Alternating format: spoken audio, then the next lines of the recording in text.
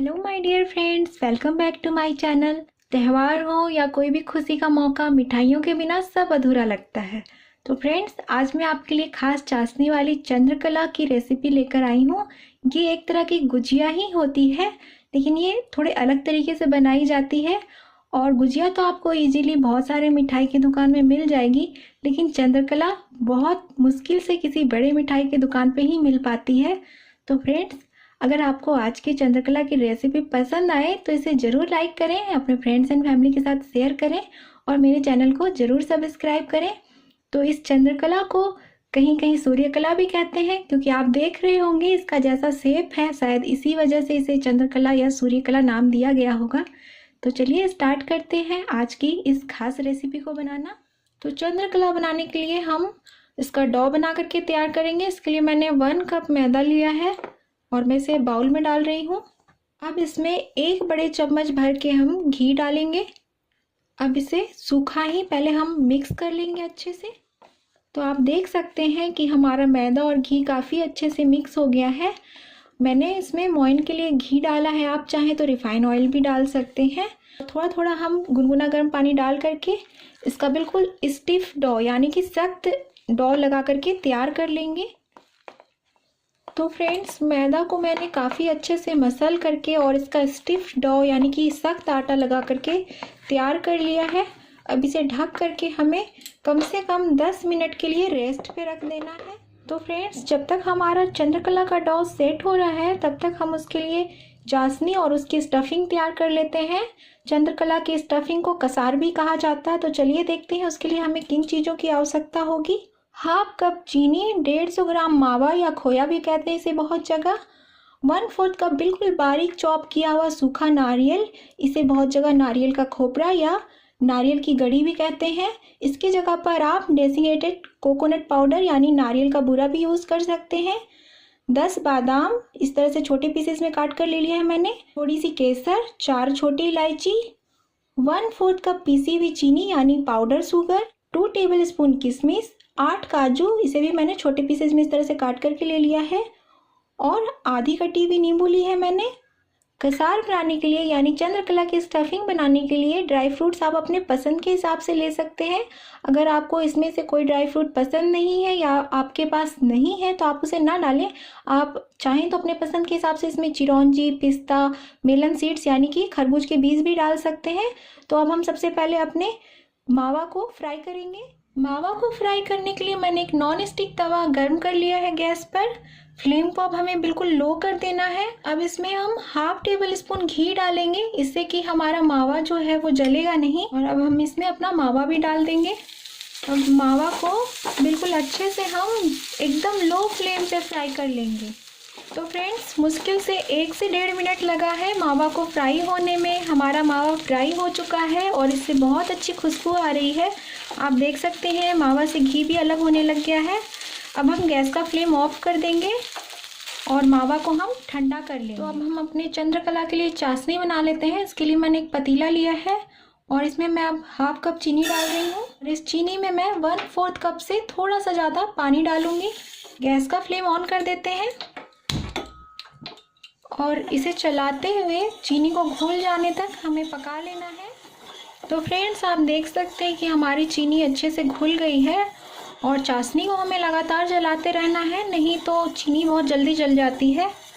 मैंने केसर में थोड़ा सा पानी डाल दिया था। अब इस केसर को हम अपनी चाशनी में डाल देंगे।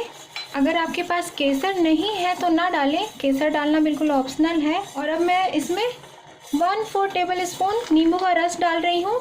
इससे अगर चीनी में थोड़ी भी इम्प्योरिटी होगी तो वो झाग के रूप में ऊपर आ जाएगी। और दूसरी बात ये होती है नींबू का रस डालने से कि हमारी चाशनी क्रिस्टलाइज नहीं होगी। तो फ्रेंड्स, चाशनी में फ्लेवर के लिए मैं इलायची के दाने कूट कर मिला रही हूँ। चाशनी को चलाते हुए अब हमें कुछ देर तक इसे पका लेना है। फ्रेंड्स, अब हम अपनी चाशनी को चेक कर लेते हैं। चाशनी को चेक करने के लिए चम्मच में थोड़ी सी चाशनी इस तरह से हम उठाएंगे और थोड़ा सा इसे ठंडा होने देते हैं और उंगलियों के बीच में इस तरह से चिपका के देखना है। चाशनी शहद की तरह चिपक रही है और बिल्कुल हल्का सा एक तार छोड़ रही है। तो हमारी चाशनी तैयार है और इसे बनने में 5 मिनट लगे हैं। बिल्कुल लो टू मीडियम फ्लेम पे हमने चाशनी तैयार किया है। गैस का फ्लेम अब ऑफ कर देते हैं। तो चाशनी को इस तरह से ढक देते हैं और बाद में हम इसे फिर से गर्म कर लेंगे जब हम अपने चंद्रकला को बना करके फ्राई कर लेंगे उसके बाद। तो हमारा मावा भी पूरी तरीके से ठंडा हो गया है। अब हम कसार यानी कि चंद्रकला की स्टफिंग तैयार कर लेते हैं। 1 पिंच इलायची का पाउडर डाल रही हूँ मैं इसमें और बाकी सारे ड्राई फ्रूट इसमें डाल देंगे। अब पहले इन्हें अच्छे से मिक्स कर लेते हैं, उसके बाद हम इसमें अपना पाउडर शुगर मिलाएंगे। ध्यान रखें फ्रेंड्स कि गर्म मावा में कभी भी पाउडर शुगर ना मिलाएं, वरना जो शुगर है यानी चीनी है वो मेल्ट हो जाएगी और हमारी स्टफिंग जो है वो ख़राब हो जाएगी। तो मैंने ड्राई फ्रूट्स को मावा के साथ अच्छे से मिक्स कर लिया है। अब हम इसमें थोड़ा थोड़ा करके पाउडर शुगर मिलाएंगे। पाउडर शुगर एक ही बार नहीं मिलाएं क्योंकि पाउडर शुगर उड़ती बहुत है।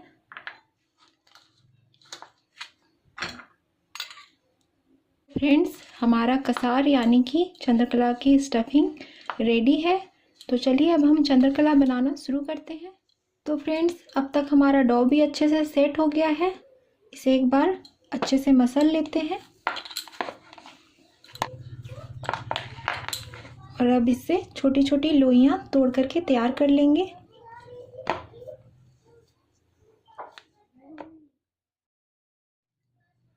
अब एक लोई लेंगे और इसे इस तरह से गोल कर लेंगे और अब इसे हमें बेलना है। इसे हम बिल्कुल पूरी की तरह बेलेंगे, मगर किनारों पे हमें पतला बेलना है और बीच में ये मोटा होना चाहिए।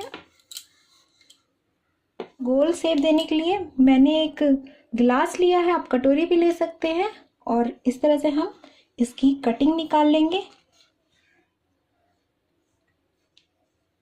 अब इसे हम एक प्लेट में कॉटन के कपड़े से ढक करके रख देंगे ताकि ये सूखे नहीं। तो इस तरह से हम सारी पूरियां तैयार कर लेते हैं, उसके बाद स्टफिंग भरेंगे। तो फ्रेंड्स, इस तरह से मैंने टोटल 16 पूरियां बना करके तैयार कर ली है और इसमें कुछ भी वेस्ट नहीं हुआ है। कटिंग निकालने के बाद जो भी मैदा बचा उसे मैंने बाकी के डो के साथ मिक्स करके बेल करके वापस से इस तरह से पूरी बना करके निकाल ली है। आप देख रहे होंगे कि साइज़ में ये थोड़ी सी छोटी हो गई है क्योंकि मैदा में इलास्टिसिटी बहुत होती है, इसी वजह से ये ऐसा हुआ है। अब हम इसको थोड़ा सा इस तरह से उंगलियों से प्रेस करके किनारों को पतला करके फैला देंगे। एक और पूरी लेंगे और उसके भी किनारों को हम इस तरह से पतला करके फैला लेंगे। अब इसके किनारों पे हम थोड़ा सा पानी लगा देंगे। अब इसके बीच में हम थोड़ी सी स्टफिंग रखेंगे। स्टफिंग को हम हल्के हाथों से इस तरह से थोड़ा सा प्रेस कर देंगे और जो पहली पूरी थी जिसको हमने किनारों को फैलाया था उसे इसके ऊपर रखने के बाद किनारों को इस तरह से दबाते हुए आपस में चिपका लेंगे। तो इस तरह से हमने किनारों को आपस में चिपका लिया है अच्छे से। अब इसे हमें फोल्ड करना है। तो इस तरह से हम इसे फोल्ड करते जाएंगे जैसे गुजिया को फोल्ड करते हैं। किनारे को उठाना है, इस तरह से मिला करके प्रेस कर देना है, फिर किनारे को उठाना है, फिर इस तरह से मिला करके प्रेस कर देना है, फिर किनारे को उठाना है और इस तरह से मिला के प्रेस कर देना है। इसी तरह से पूरा फोल्ड चारों तरफ तैयार कर लेना है।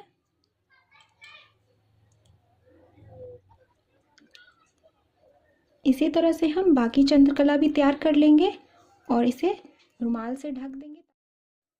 तो फ्रेंड्स, 1 कप मैदा से 8 चंद्रकला बनकर तैयार हुए हैं।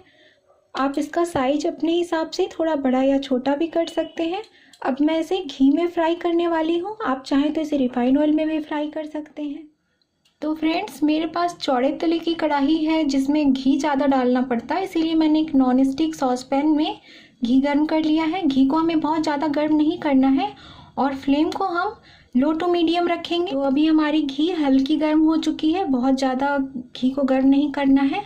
और अब हम इसमें एक बार में जितना चंद्रकला आएगा उतनी चंद्रकला को हम फ्राई कर लेंगे। आप देख सकते हैं कि चंद्रकला को डालते ही वो तले में बैठ गई है, ऊपर नहीं तैर करके आई है। तो इसका मतलब हमारा जो घी है वो बिल्कुल ठीक गर्म है, इससे ज़्यादा गर्म घी नहीं चाहिए हमें। तो फ्रेंड्स, आप देख सकते हैं कि हमारी चंद्रकला तैर कर घी के ऊपर आ गई है। अब हम फ्लेम को मीडियम कर देंगे और इसे अच्छे से गोल्डन ब्राउन कलर आ जाने तक फ्राई कर लेंगे। अब हम चंद्रकला को दूसरी तरफ से पलट देंगे।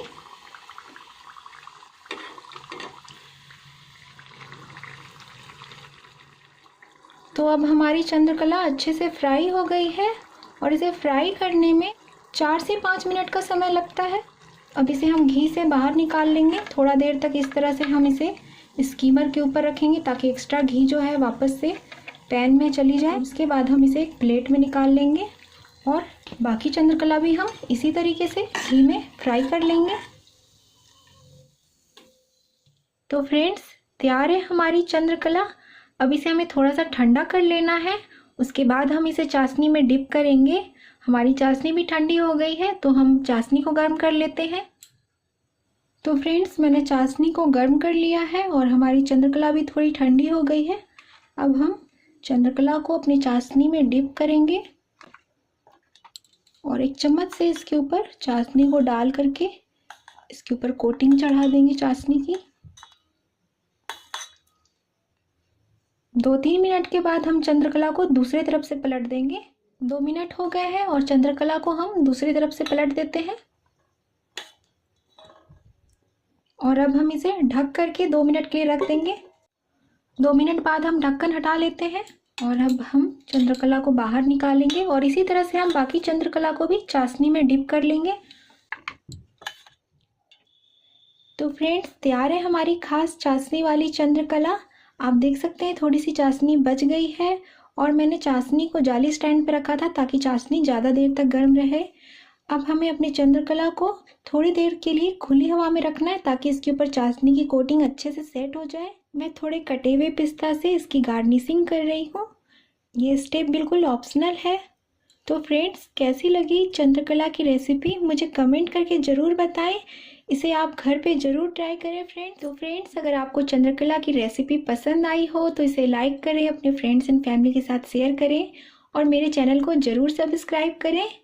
और आने वाले त्योहारों में या किसी भी खुशी के मौके पे आप इस खास चंद्रकला को ज़रूर बनाएं और अपने फ्रेंड्स एंड फैमिली के साथ एंजॉय करें। तो मिलते हैं फ्रेंड्स एक नई रेसिपी के साथ एक नई वीडियो में। Till then take care, bye bye friends.